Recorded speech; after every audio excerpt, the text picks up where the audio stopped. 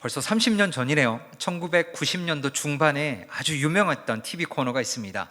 TV 인생극장이라고 혹시 기억나시나요? 잘 모르시는 분들은요, 주인공이 이휘재였습니다. 그리고 그 사람이 어떤 코너에 나왔을 때 그래? 결심했어? 이러면서 화면이 두 개로 나뉘죠. 그러면서 자기가 선택할 수 있는 두 선택지를 놓고 그 두 가지를 다 가보는 그런 코너였습니다. 예를 들면 이휘재가 도둑이 되어서 도둑질하러 어떤 집에 들어갔는데 거기에 만삭이 된 한 여인이 진통을 겪고 있는 거예요. 한 장면에서는 그 진통을 겪고 있는 여자를 보고 무시하고 원래 계획대로 도둑질에서 나오는, 그래서 그 상황이 어떻게 되는지를 한쪽으로 풀어나가고, 또 한 면의 그림은 자기가 비록 도둑질하러 들어갔지만 그 여인을 위해서 119를 부르고 자기는 체포되는 그런 모습을 그립니다. 30년 전인데 꽤 유명한 코너였습니다. 왜냐하면 우리는 한쪽을 선택하면 다른 한쪽을 경험을 못 하잖아요. 그러다 보면 항상 내가 선택하지 않은 다른 삶을 동경하기도 하고 아쉬워하기도 하고, 그때 내가 이랬으면 어땠을까라고 하며 항상 후회하는 우리의 모습이 있기 때문에 이 코너가 우리를 대리만족시켜주는 경향이 있었던 것 같습니다. 여러분은 어떠세요? 삶의 기로에서 이 TV 코너처럼 이쪽도 좀 경험해보고 저쪽도 좀 경험해보고 가장 최선의 것을 선택하고 싶은데 그렇지 못한 우리의 모습이 있는데, 성경은 우리가 최선의 선택을 할 수 있다라고 이야기를 하고 있습니다. 그렇다면 어떻게 우리가 후회하지 않는 최선의 선택을 믿음의 영역 안에서 행할 수 있을까요? 그 길은 우리가 너무 잘 알듯이 하나님을 신뢰하며 그분이 허락하신 그 뜻대로 갈 때에 우리가 가장 완벽하고 가장 평온하고 가장 행복한 길을 갈 수 있다라고 이야기를 하는데요, 오늘 이 본문을 통해서 우리가 선택에 앞서 어떤 것들을 해야 되고 선택 후에 어떤 모습을 가지는 것들을 통해서 하나님 앞에서 어떻게 하는 것이 가장 올바른 선택을 하며 나아갈 수 있을지 함께 말씀을 나누기를 원합니다. 첫 번째, 14절에서 16절에 있는 말씀을 통해서 우리는 분별해야 합니다. 선택하기 이전에 먼저 중요한 게 있어요. 그것은 내가 어떤 것을 선택하기 전에 이것이 올바른 결정인지 취사 선택하기 전에 올바로 분별하는 것이 필요하다는 것이죠. 오늘 보면 14절입니다. 예수께서 한 말 못하게 하는 귀신을 쫓아내시니 귀신이 나가매 말 못하는 사람이 말하는지라. 예수님께서 말 못하는 사람, 귀신이 들렸는데 그 귀신을 내어 쫓고 그 사람이 다시 말하게 되었다라고 얘기해요. 현대에 이런 일이 일어나면 어떨까요? 굉장히 좋아하고 이 소문이 파다하게 퍼질 것 같습니다. 그런데 예수님 시대에도요, 이런 놀라운 역사가 일어났는데 사람들의 반응이 각기 다 달랐다라고 오늘 본문은 이야기합니다. 첫 번째 반응, 14절 후반부입니다. 무리들이 놀랍게 여겼으나. 무슨 말이죠? 말 못하는 자가 말하게 되는 것 보고 놀랍게 여기잖아요. 얼마나 대단한 일이에요. 그런데 그 놀랍게 여긴 사건이 그들이 죄인이고 그 사건을 이행하신 예수님이 참 구세주인지까지 그들의 시선이 미치지 못했다라는 거예요. 그냥 놀라운 일이 이루어져서 말 못하는 사람이 말하게 되었네 라고 그치었다라는 것이죠. 그 이후에 그것을 행하신 예수님까지 바라보지 못했다라고 이야기합니다. 두 번째 반응입니다. 15절이죠. 그 중에 더러는 말하기를 그가 귀신의 왕 바알세불을 힘입어 귀신을 쫓아낸다 하고. 사람이, 예수님이 귀신을 쫓아내는데 지금 뭐라고 얘기하냐면 귀신의 힘을 입어서 예수님이 그를 쫓아냈다라고 얘기합니다. 오늘 본문 전에도요, 예수님이 눈먼 자, 말 못하는 자를 치유했는데요, 그때마다 바리새인들이 와서 했던 공격이 뭐냐면 구원자이신 참 예수님을 바라보지 못하고 귀신의 힘을 입어서 이런 일을 행하겠다라고 이야기를 하고 있습니다. 이렇게 반응이 다 달라요. 마지막 반응, 세 번째입니다. 16절이죠. 또 더러는 예수를 시험하여 하늘로부터 오는 표적을 구하니. 자, 이것보다 더 하늘로부터 오는 표적을 구할 수 있을까요? 말 못하는 자가 예수님이 기도함으로 귀신이 쫓아나고 말하게 되었는데, 이들은 끊임없이 다른 표적, 다른 기사와 이적들을 바라보는 모습을 갖고 있었다라고 이야기합니다.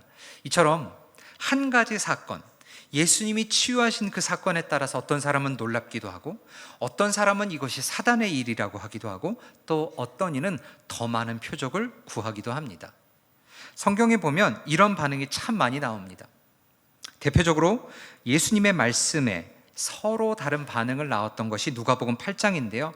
여러분, 씨 뿌리는 자의 비유를 아시죠?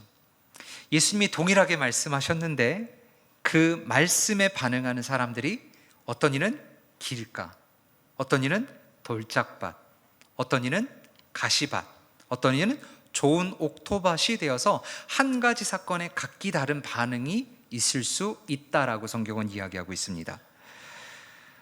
예수님, 그의 아들, 그리고 그분이 권세와 능력은 제자들에게도 권세와 능력을 주며 그 복음을 전하라고 했을 때 반응이 또 너무 달라요. 어떤 이는 그 복음을 듣고 그것이 말 그대로 기쁜 소식이 되어서 예수님을 영접하는가 하면, 어떤 이들에게는 그것이 기쁜 소식이 아닌 불편한 소식이 되어서 그들을 내어 쫓기도 합니다. 예수님의 말씀 사역이 결코 변한 것은 아니죠. 하나님의 말씀은 언제나 기쁘고 언제나 선한 소식이었습니다. 다만 그것을 대하는 사람들이 그 하나님을 제대로 분별하지 못하였다라는 것이죠. 그리고 참된 구원자가 바로 앞에 있음에도 불구하고 어떤 이들은 구원자를 바라보지 못하고 놀라기도 하고, 어떤 이는 구원자를 바라보며 귀신 들렸다고도 하고, 또 어떤 이는 구원자를 앞에 두고도 더 많은 표적, 더 큰 기사와 이적을 바라기도 했다라는 것입니다. 이제 가을 학기가 되면 새생명 축제가 다가오죠. 부담이 벌써 마음에 드시죠? 여러분, 전도해 보면 어떠세요? 우리가 이미 느끼고 있잖아요. 이 기쁜 소식, 나를 살렸고 우리 가족을 살리기 위해서 전하는데, 어떤 이에게는 그것이 정말 은혜가 되어서 눈물을 흘리면서 내가 예수님을 영접하겠다고 하는 사람들도 있고요. 이런 말을 나한테 더 이상 하지 말겠노라고 한 번 더 얘기하면 가족의 끈을 끊겠다라는 사람도 있더라고요. 이처럼 예수님의 복음 자체는 바뀌지 않는데 사람들이 분별을 잘못함으로 말미암아 전혀 다른 반응이 일어나기도 합니다. 여기 앉아 계신 분들은 이런 반응이 아니라 참된 구원자이심을 고백했기 때문에 이 자리에 나와 계시리라 확신합니다. 우리 주변에 있는 분들에게도 우리가 그것들을 할 수 없지만 우리는 끊임없이 전하고 그들이 옳게 분별할 수 있도록, 특별히 계속해서 여름 선교학교가 진행 중이잖아요. 세상의 교육이요, 여러분, 너무 악합니다. 우리가 올바른 것들을 분별하고 가르쳐 주지 않으면 우리의 자녀들은 세상의 길로 갈 수밖에 없습니다. 그렇기 때문에 나는 분별했으니까 끝, 이러지 마시고요, 내 주변에 있는 사람들에게, 우리 자녀들에게, 우리 교육부에게, 예수님을 알지 못하는 다른 누군가에게 올바로 분별할 수 있도록 우리가 함께 기도하며 나아가는 귀한 성도님들이 되시기를 간절히 소망합니다. 우리가 올바른 선택을 하기 위해서 첫 번째, 분별해야 되는 것이 너무나 필요하고요. 두 번째, 17절에서 23절에 있는 말씀을 통해서 우리는 선택해야 합니다. 예수님의 기적을 보고 두 번째 반응 중에 하나가 귀신 들렸다라는 반응이잖아요. 그 귀신 들렸다라는 반응 때문에 예수님께서 17절에서 23절에 있는 말씀을 통해서 내가 왜 귀신 들린 게 아니라는 것을 또 동일하게 세 가지로 설명을 하십니다. 첫 번째, 17절에서 18절입니다. 예수께서 그들의 생각을 아시고 이르시되 스스로 분쟁하는 나라마다 황폐하여지며 스스로 분쟁하는 집은 무너지느니라. 너희 말이 내가 바알세불을 힘입어 귀신을 쫓아낸다 하니 만일 사탄이 스스로 분쟁하면 그의 나라가 어떻게 서겠느냐. 귀신 들렸다고 하는 사람에게 예수님께서 말씀하시는 것은 뭐냐면 너희의 주장이 비논리적이라는 거예요. 만약 예수님이 바알세불, 귀신의 힘을 입어서 귀신 들린 자를 내쫓으면 이게 한국 속담으로 무슨 말이죠? 자중질환, 같은 편 안에서 서로 싸우는 거죠. 말이 될 수 없다라는 거죠. 어떻게 같은 팀을 몰아내세우면서까지 자기가 그것을 차지할 수 있겠느냐라고 예수님께서 반박하시는 거면서 예수님의 사역은 결코 사단의 사역이 아니라고 이야기를 하십니다. 또한 두 번째 이렇게 얘기하십니다. 19절, 내가 바알세불을 힘입어 귀신을 쫓아내면 너희 아들들은 누구를 힘입어 쫓아내느냐? 그러므로 그들이 너희 재판관이 되리라. 자, 이게 무슨 말씀이냐면요, 그 시대에도 선하고 신앙 있는 유대인들이 하나님의 이름으로 귀신을 쫓는 사역들이 진행되고 있었습니다. 그런데 이렇게 얘기하는 거죠. 내가 만약 귀신이 들려서 귀신 들린 자를 내어 쫓았다라고 이야기를 하면 너희 무리들 중에서도 신앙이 있고 고귀하고 굉장히 똑똑한 사람이 귀신 들린 사람들을 내어 쫓는 것도 역시 귀신 들렸다라고 이야기했기 때문에 그들이 너희들의 재판장이 될 것이다 라고 얘기하면서 그들에게는 너 무엇이라고 얘기했느냐 라고 얘기하면서 반박하고 계시는 거죠. 그러면서 20절 이렇게 말씀하십니다. 그러나 내가 만일 하나님의 손을 힘입어 귀신을 쫓아낸다면 하나님의 나라가 이미 너희에게 임하였느니라 라고 이야기를 하면서 눈을 떠라, 이것은 귀신의 사역이 아니라 하나님의 역사하십니다 라고 하나님께서 강조하고 계세요. 그리고 마지막 세 번째 21절 22절 예수님께서 이렇게 얘기하십니다. 강한 자가 무장을 하고 자기 집을 지킬 때는 그 소유가 안전하되 더 강한 자가 와서 그를 굴복시킬 때에는 그가 믿던 무장을 빼앗고 그의 재물을 나누니라. 자, 세 번째에서 예수님께서 말씀하시는데 뭐라고 얘기하시냐면 강한 자가 있고 더 강한 자가 있대요. 성경을 보니까 강한 자는 누구라고 얘기하냐면 사단이라고 얘기합니다. 그리고 더 강한 자는 누구예요? 예수님이라고 이야기를 하고 있습니다. 누가복음 4장 18절에도 이렇게 얘기합니다. 주의 성령이 내게 임하셨으니 이는 가난한 자에게 복음을 전하게 하시려고 내게 기름을 부으시고 나를 보내사 포로된 자에게 자유를, 눈먼 자에게 다시 보게 함을, 눌린 자를 자유롭게 하고 라고 이야기를 하시면서 강한 자가 왔을 때는 어떤 사건이 있어요? 억눌렸고 속박되었고 포로되었었는데 더 강한 자 예수님께서 그곳에 오시니까 어떻게 돼요?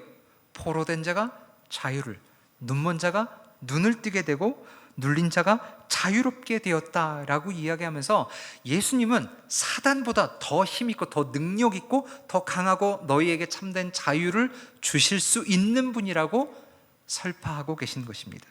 이러한 세 가지 말씀을 통해서 예수님의 귀신 쫓는 그 사역이 사단의 힘이 아닌 하늘로부터 내려오는 하나님의 사역임을 강조하고 말씀하고 계셨습니다. 그러면서 예수님은 오늘 본문 두 번째 대지 23절 맨 마지막 절에 이렇게 얘기합니다. 나와 함께 하지 아니하는 자는 나를 반대하는 자요 나와 함께 모으지 아니하는 자는 해치는 자니라. 세상은 중립이 있잖아요. 우크라이나와 러시아의 전쟁 가운데서도 중립국가가 있습니다. 그 중립국가는 공격하지도 않고 공격받지도 않는 나라입니다. 이렇게 세상에서는 중립이 있다라고 이야기를 하는데요, 예수님은 중립이 없다라고 이야기합니다. 사단 편에 쓰든지 예수님 편에 쓰든지 우리는 흔히 양다리 걸칠 수 있고 그 중간에서 줄타리기 할 것 같은데 나와 함께 하지 않는 자는 뭐래요? 나와 반대되는 자다라고 이야기를 하면서 신앙의 중립이 결코 없을 수 없다라고 이야기를 하고 있습니다. 중립을 지킨다는 것, 사단을 따라가지도 않지만 동시에 뭐도 안 하는 거예요? 예수님을 따라가지도 않는 삶은 결코 있을 수 없고 그런 삶을 사는 자는 예수님을 따라가지 않는 자의 삶이라고 예수님이 말씀하고 있습니다. 어떻게 이런 일이 있을 수 있을까요? 우리의 모습을 보면 우리는 분별할 수 있습니다. 그렇죠? 여러분, 제자 훈련이 혹시 나쁘다고 생각하는 분 계세요? 전폭을 너무 좋다라고 생각하고 다 분별하고 계시죠? 그런데 어때요? 선택이 되시나요? 선택을 하신 분은 이미 이수하신 분이고 아직까지 이건 너무 좋아. 그런데 어떻게 돼요? 선택 안 하고 차일피일 미루시는 분들이 계시잖아요. 그분들은 뭐예요? 분별은 하셨고 무엇이 악하고 무엇이 선하고 무엇이 그리스도를 위하고 무엇이 그리스도를 위하지 않은 것인지 알고 있어요. 분별은 기가 막히게 했는데 선택을 미루시는 분들이 있습니다.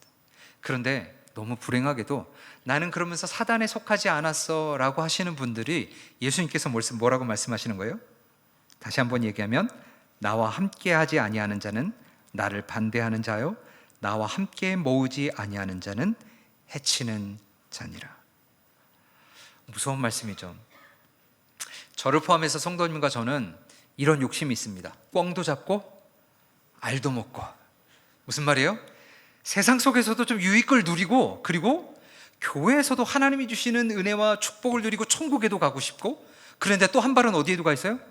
세상에서도 좀 인정받고 세상에도 좀 성공하고 싶고, 이런 꿩도 잡고 알도 먹고의 신앙을 갖고 싶은 욕망이 저에게도 있고 우리 성도님들에게도 있습니다. 오해하지 마십시오. 예수 믿으면 깡통 그지가 돼가지고 다 뭐 있는 거 다 버리라고 하는 말이 아닙니다. 그러나 또한 동시에 예수 믿기만 하면 부자가 된다라고 말씀드리는 것은 아닙니다. 오늘 본문에서 이야기하는 것은 무엇이냐면 하나님의 나라, 하나님의 뜻을 파하는 것이 있고, 그리고 사단, 세상의 나라가 있는데 이 하나님의 나라와 세상의 나라는 결코 양립할 수 없다는 것이죠. 그리고 이 둘 주사에서 줄다리기를 잘 타고 있고 나는 세상에도 한 발, 그리스도에게도 한 발 하면서 균형을 잘 맞추고 있다라고 하는 자들에게 성경은 뭐라고 얘기하는 거예요? 예수님은 그런 자들은 예수님에 있지 않고 예수님을 오히려 뭐 하는 자래요? 반대하는 자라고 얘기하면서 너 올바로 선택해라라는 것이죠. 분별하고 무엇이 옳고 기른지만 생각하는 것이 아니라 알았다면 그 옳은 일, 그 생명의 길, 그 올맞은 길에 우리 삶을 드림으로 선택해야 된다라고 성경은 이야기하고 있다는 것입니다. 여기 계신 분들 앉아있고 또 온라인으로 예배 드리시는 분들 정도라면 아까 말씀드린 대로 제자훈련 나쁜 거 아니라는 것, 너무 유익한 것, 내 신앙이 성장한다라는 것 다 잘 알고 계시리라 확신합니다. 그런데 분별하는 것과 선택하는 것은 하늘과 땅끝 차이라는 것이죠. 바라기는 무엇이 옳고 무엇이 그른지를 잘 분별하였다면 옳은 일에 우리의 삶을 드리고 하나님을 따라감으로 말미암아 하나님 앞에서 올바른 선택하시는 귀한 성도님들이 되시기를 간절히 소망하고 축원합니다. 자, 이렇게 선택하고 나서 다 끝나는 게 아니더라고요. 맨 마지막 24절에서 26절에 있는 말씀을 통해서 한번 따라해 볼까요? 성령 충만해야 합니다. 성령 충만해야 합니다. 네. 선택하는 것 이상으로 너무나 중요한 것이 있는데 그것이 성령의 충만이다 라고 이야기를 합니다. 오늘 본문 24, 25절은 이렇게 얘기합니다.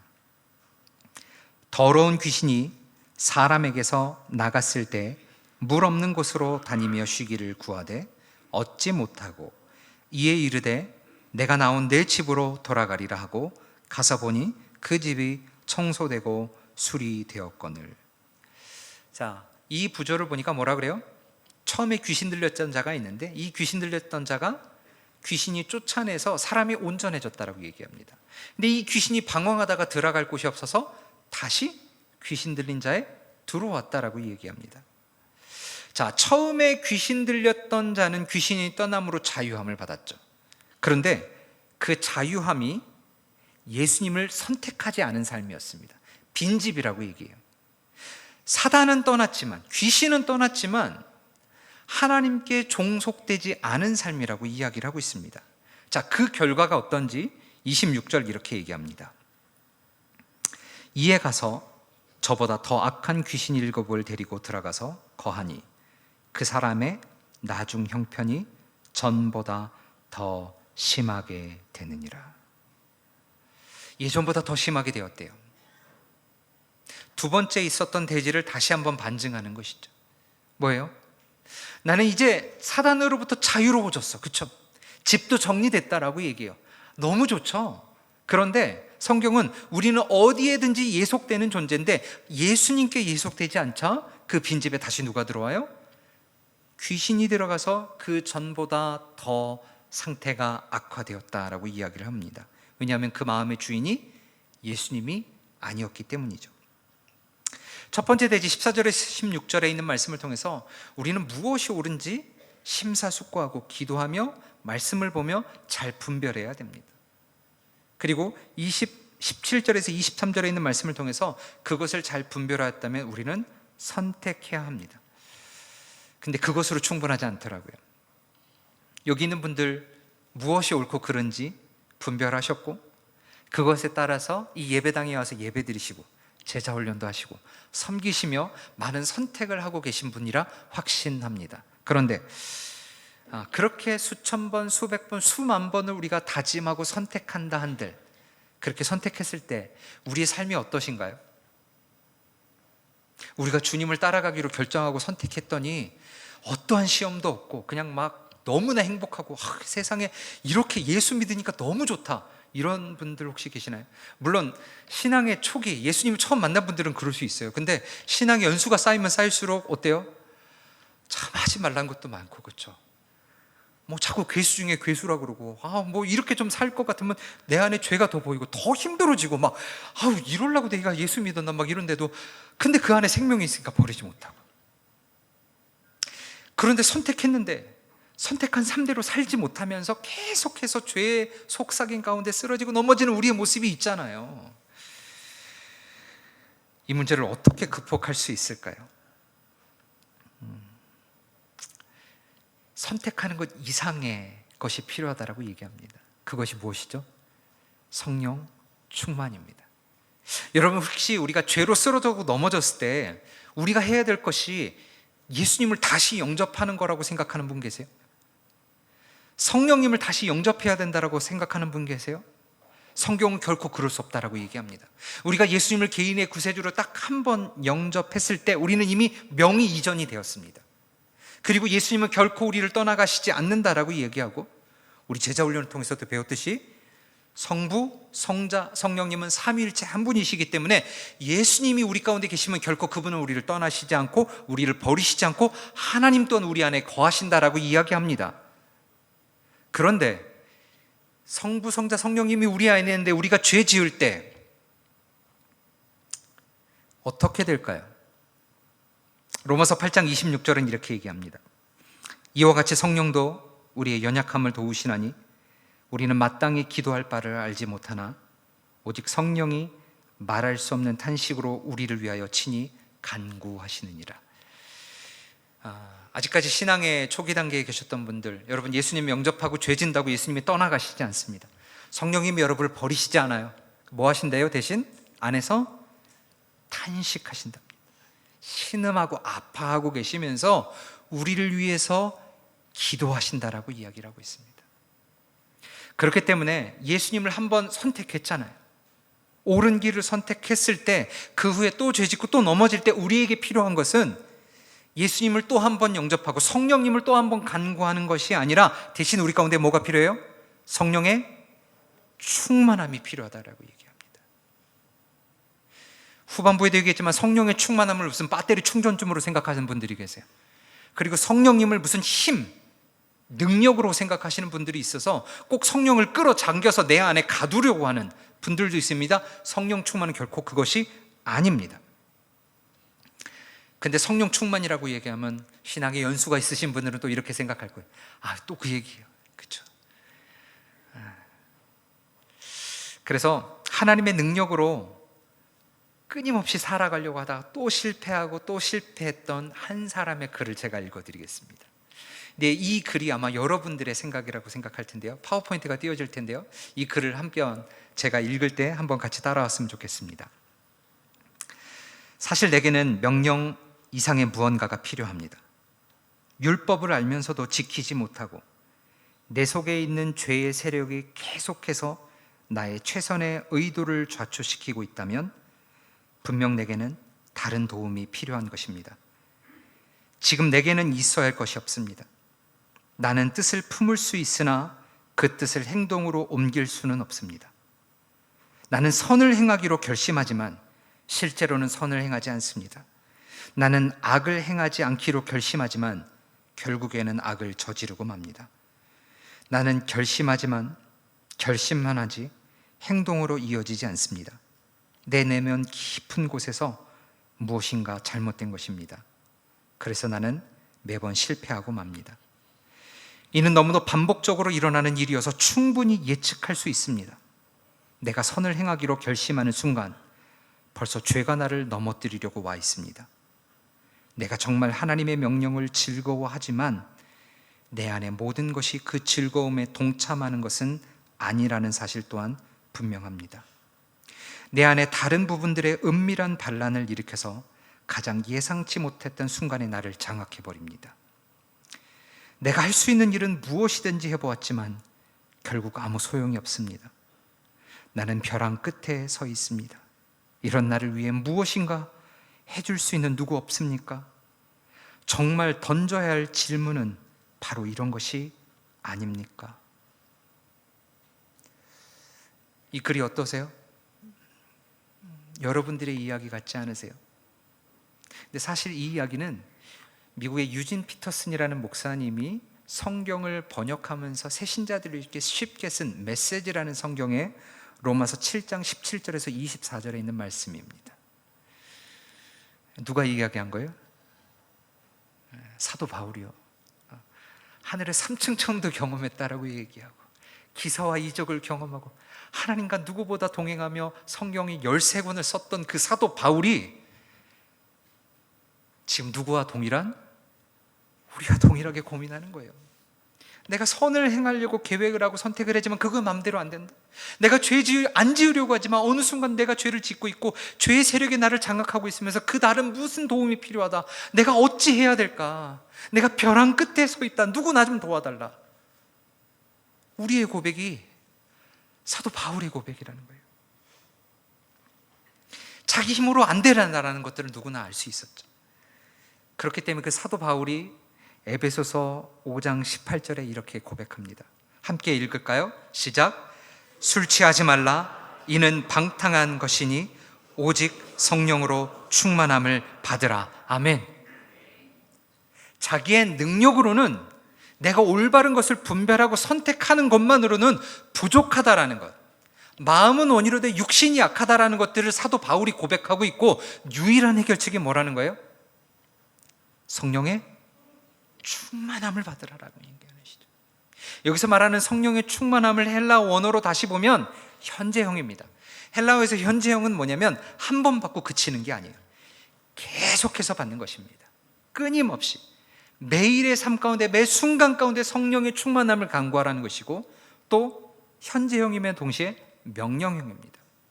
그리스도인으로서 성령의 충만함은 내가 받고 싶으면 받고 안 받고 싶으면 안 받는 게 아니라 예수님을 개인의 구세주로 선택한 우리 모든 사람들에게는 매일의 삶 가운데 매 순간 가운데 성령의 충만함을 간구하고 그것을 받으라는 주님의 명령을 우리가 수행해야 된다라고 이야기를 하고 있습니다. 아까 말씀드린 대로 성령의 충만하면 배터리 충전하는 걸로 생각을 해요. 그리고 저 어렸을 때 어르신들 보면 기도원 가서 성령의 충만함을 좀 받겠다라고 얘기하고요. 제가 어렸을 때부터 여기 기억나시는지 모르겠는데 율동 찬양에 성령 충만을 받으라 막 이래가지고 끌어당기는 이런 율동 혹시 어렸을 때 기억나시는 분 계시죠? 어디 밖에 있는 걸 자꾸 안으로 끌어당기는 것 같고 나한테 없는데 외부에서 와서 내가 충전되는 이런 성령 충만이라고 하는데 성령 충만은 결코 그렇지 않습니다. 왜요? 성령님은 우리가 예수님을 개인의 구세주로 영접했을 때 어디 계세요? 우리 안에 계세요. 우리 안에 계신데 우리가 죄 지을 때 그분은 뭐 하신다 그랬어요? 탄식하고 아파하고 계신다라고 얘기합니다. 성령의 충만함이라는 것은 다시 원론으로 돌아가서 그분의 자리에 그분을 도로 앉혀드리는 거예요. 우리가 예수님을 뭐라고 고백해요? 뭐라고 고백하죠? 구세주, 구원자이면서 주인. 내 삶의 주인이 내가 아니라 하나님이 주인 되시는 삶이 성령의 충만함이라는 것입니다. 내가 하고 싶은 것, 내가 말하고 싶고 내가 쓰고 싶은 돈이 아니라 예수님이 그 자리에 주인에 오셔서 예수님이 원하시는 삶, 시간, 물질, 관계, 그 모든 삶에서 예수님이 주인 되신 삶이 회복되는 것, 이것이 뭐예요? 성령의 충만함입니다. 그렇기 때문에 여러분 성령 충만받기 위해서 저기 어디 기도원 가지 마세요. 성령 충만은 우리의 일상의 삶입니다. 일상의 삶에서 뭐 하는 거예요? 지속적으로 하나님의 말씀을 묵상하고 그분을 생각하고. 예수님이라면 어떻게 하셨을까? 지금 내가 하려고 하는 행동, 지금 내가 말하려고 하는, 지금 내가 가려고 하는 그 길이 예수님이라면 과연 그걸 기뻐하실까 아닐까라고, 내 삶의 주인이 내가 아닌 주님이 주인 되시는 삶이 회복되는 것, 이것이 성령 충만함입니다. 이럴 때 우리는 후회하지 않고 우리가 가보지 않은 영역들을 과감하게 내려놓고 그 길을 선택했던 만큼 따라갈 수 있으리라 확신됩니다. 왜냐하면 하나님 우리 가운데 가장 최선의 길로 인도하시는 분이기 때문입니다. 우리가 그분을 분별하고 선택하고 그분 안에 거한다면 우리가 어떤 일을 하든 누구와 있든 그것은 그리스도 안에서 가장 최선의 선택입니다. 그렇기 때문에 선택하기 위해서 여러분 점집 가지 마세요. 제가 한국 신문을 봤는데요, 그리스도인들 중에서도 40% 넘는 사람들이 점집을 간대요. 사업체가 잘 될까요, 안 될까요? 웃으면서 얘기했지만 여러분, 그 길이 올바른 길이 아니라 우리가 주님 앞에서 올바로 분별하고 선택하고 그분 안에 거해 있다면 우리가 어떤 사업을 하든 누구를 만나든 최선의 선택임을 우리가 신뢰하며 그분 안에 거하는 귀한 성도님들이 되시기를 간절히 소망하며 축원합니다. 시간 맨 마지막 찬양, 나의 영원하신 기업. 그분이 우리의 기업이고 그분이 우리의 모든 것이고 그분이 우리의 가장 최선의 선택이라는 마음으로 이 시간 마지막 찬양을 하도록 하겠습니다.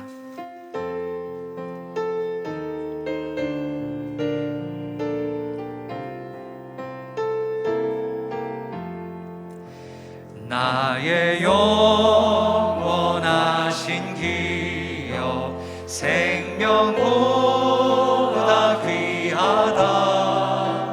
나의 갈 길 다가도록 나와 동행하소서. 주께로 가까이, 주께로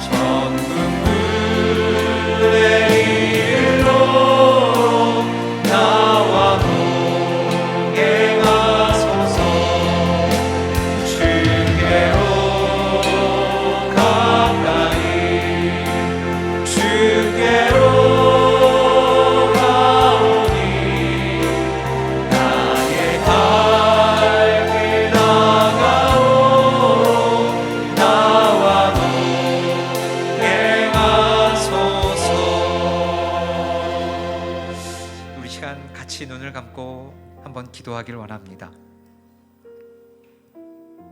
기도할 때 우리가 선택하지 않은 그 이면의 삶을 지금도 후회하며 부러워하고 동경하고 있었다면 하나님 우리로 하여금 올바르게 분별하였고 선택하였기에 성령의 충만함을 허락하여 주셔서 과거의 삶이 아니라 하나님과 동행하며 주님과 함께 최선의 선택을 결정하며 나아갈 수 있도록 우리 자신을 붙잡아 달라고 시간 하나님 앞에 조용하게 기도함으로 나아가도록 하겠습니다. 기도하겠습니다.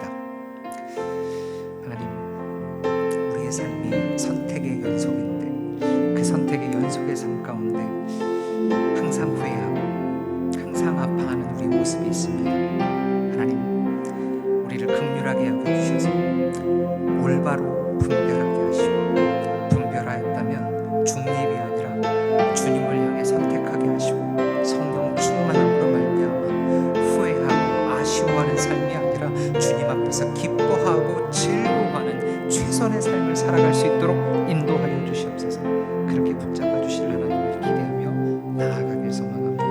주님, 역사하여 주시옵소서.